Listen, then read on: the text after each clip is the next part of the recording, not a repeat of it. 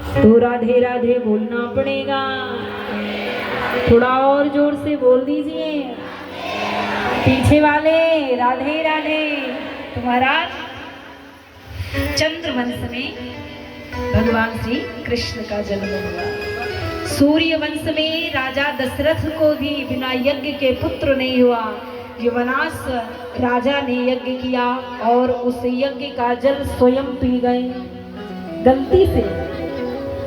और वशिष्ठ देव ने ध्यान लगा कर देखा, अब महाराज कहा अब तो आपको ही पुत्र हो गया महाराज, बड़ा गड़बड़ हो गया, अब तो आपको ही पुत्र होगा। उनके पेट को चीर करके बालक निकाला गया। अब महाराज प्रश्न हुआ कि ये बालक दुग्धपान किसका करेगा। देवराज इंद्र आए, अपनी तर्जनी उंगली से उस बालक को दुग्धपान कराया। और उस बालक का क्या नाम था? मानधाता। मानधाता के पुत्र मुचकुंद हुए, बड़े तपस्वी राजा हुए।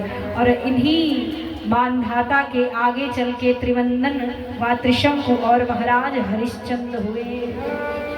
महाराज हरिश्चंद्र के बारे में तो आप सभी जानते हैं, सभी ने पढ़ा भी होगा कि जो सत्यवादी राजा सत्य के लिए, सत्य का पालन करने के लिए अपना सर्वस्व बलिदान कर दिया, अपना सर्वस्व न्यौछावर कर दिया।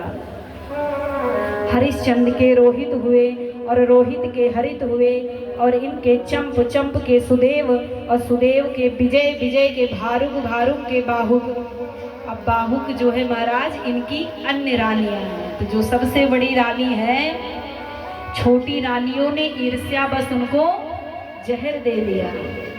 वो गर्भवती थी, लेकिन गुरु वशिष्ठ देव जी ने उनकी रक्षा की। परिणाम ये हुआ कि जब उस बालक का जन्म हुआ तो सिर पर गर, यानी गर किसको कहते हैं? जहर, जहर रखा हुआ था।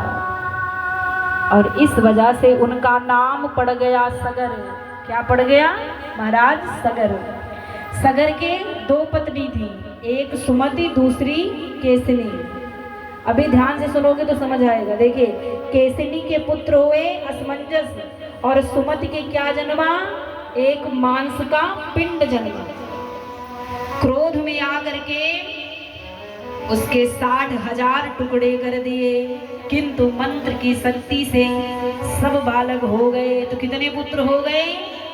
60,000।